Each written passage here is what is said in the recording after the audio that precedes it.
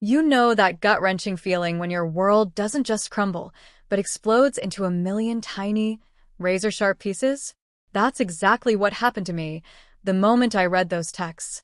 How do you even begin to process that your husband, the man you've shared a decade of your life with, has betrayed you in the most sickening way imaginable with an 18-year-old you've practically watched grow up?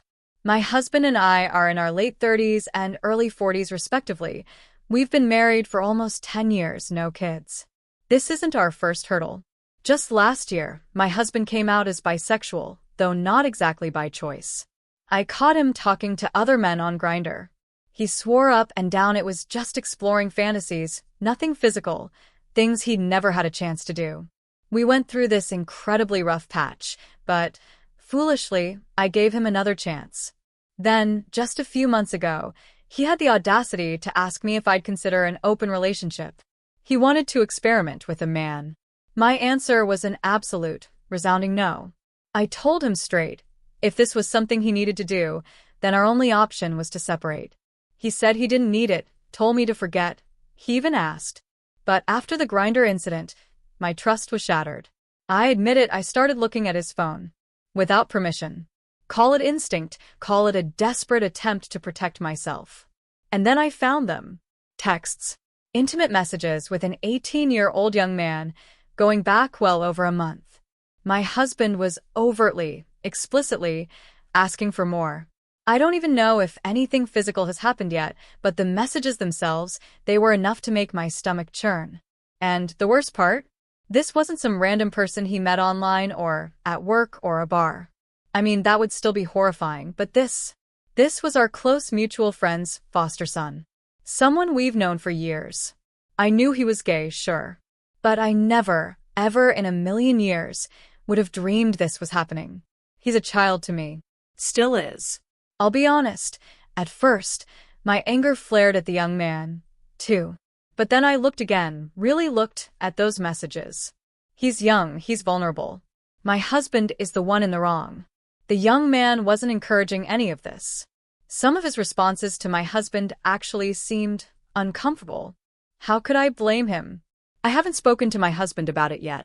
What could I even say? He knows something is up, though. He's been overly considerate, almost painfully attentive. He's walking on eggshells around me.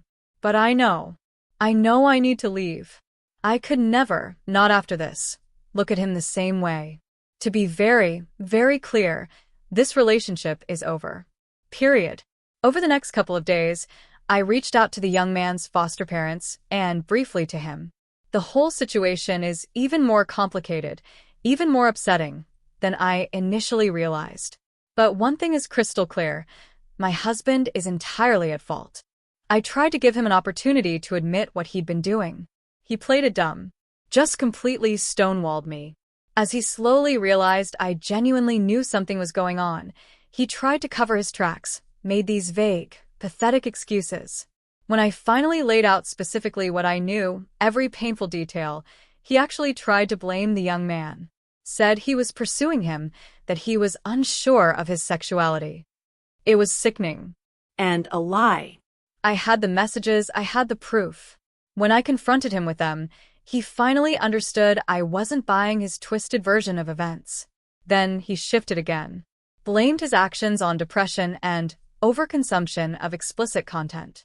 I actually believe the latter might be true, but it's certainly not an excuse for preying on someone like that. That's all I can really say for now.